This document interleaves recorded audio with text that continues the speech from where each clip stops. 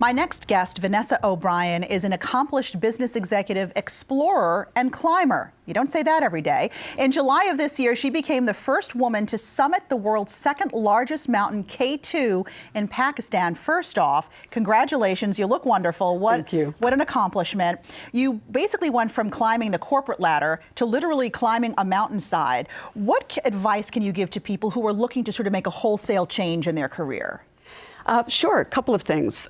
First is to keep in mind that all of the knowledge and skills and experience that you've banked are always with you. So if you want to make a change, it's not taking as much risk as you think it is, because those are always yours to keep.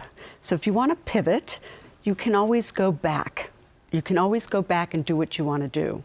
So that's one of the lessons that I've learned. Even going from banking to mountaineering, I could always go back if that didn't work out. What were some of the skills, though, that you sort of took with you when you were climbing that you used in your everyday business life?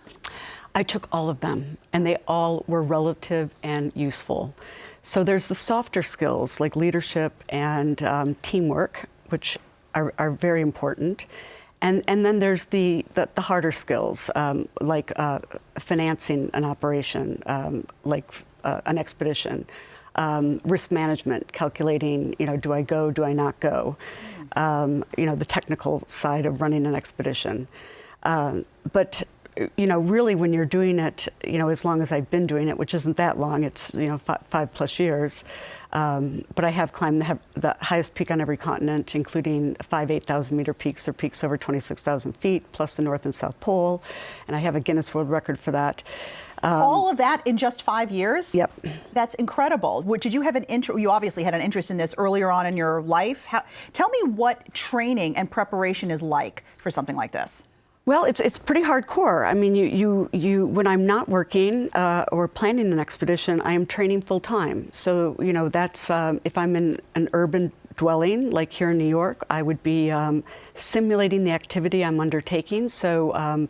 One Penn Plaza is perfect because I'm climbing a staircase. That's simulating climbing a mountain.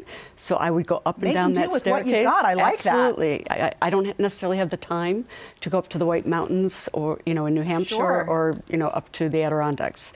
So make use of what you have. No excuses. Don't say I don't have that gym membership. Don't say I can't run around the parks or the resources that you have. You don't need those to be successful.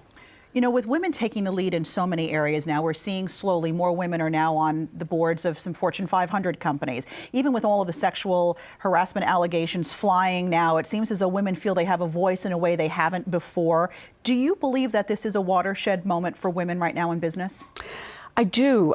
First of all, I see leadership styles changing to a more feminine style. And what I mean by that is, in the old days, it was command and control.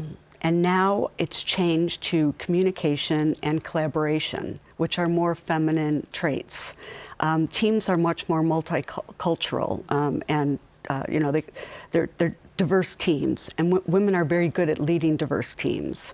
They're good at communication, and they're good at getting the teams to open up and collaborate. So I think they're natural leaders in that way. They're nurturing. So it's very, very easy for women to step in those leadership roles.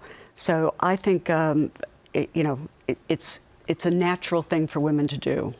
So I think there is a change. I also found it interesting statistically that, if I looked at the percentage of women who were Fortune 500 CEOs, that there were less of them at some point than women who had climbed Everest as a percentage. That puts it in perspective for you. So at some point, I was joking that we need to give women crampons. So we would get more women in the boardroom as CEOs. Quick before we let you go, what's the next big challenge for you? What are you going to climb next? Well, climbing is one way to contribute to, setting records and, showing that women can reach new heights. But the other thing is there could be new depths. So one thing that I'm interested in is the Marianas Trench, which is 36,000 feet deep, deeper than Everest is tall. So if I can contribute to science in some way to do that, I would be interested in that. I'd like to write about my experiences more as a memoir to help empower women to make changes. So not a mountaineering book, but something like that. And that's challenging me in a different way.